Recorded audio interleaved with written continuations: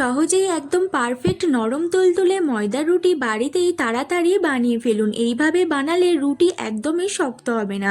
প্রথমে একটা থালার মধ্যে আমি 2 বাটি ময়দা নিয়েছি, তাতে পরিমাণ মতো নুন দিয়ে দেব। নুন দিয়ে ভালো করে ময়দার সাথে মিশিয়ে নিয়ে দিয়ে দেব গরম জল। জলটা কিন্তু একটু ফুটনো হতে হবে। এরপরে ধীরে ধীরে অল্প করে করে জল দিয়ে আমি একটি সুন্দর ডো তৈরি করে নেব। একবারেই যদি বেশি জল দিয়ে ফেলি তাহলে ডোটা খুব একটা ভালো হবে না। আর গরম জল দিলে রুটিটাও নরম থাকবে, গরম জল না দিলে রুটি শক্ত হবে। ঠিক এরকম আমি নরম রেখেছি, দেখুন খুব সফট হয়েছে। এরপর আমি লেচি কেটে নিয়ে রুটিটা বেলে নেব। রুটিটা কিন্তু আমি খুব পাতলা বা খুব মোটা রাখবো না, মিডিয়াম রাখবো।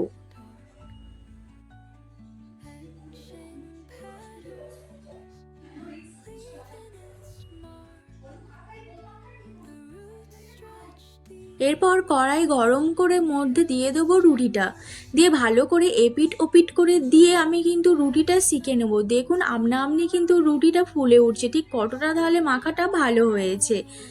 এরপর আমি ভালোভাবে সবগুলো রুটি বেলে একইভাবে সব রুটিগুলো কিন্তু সেঁকে নেব।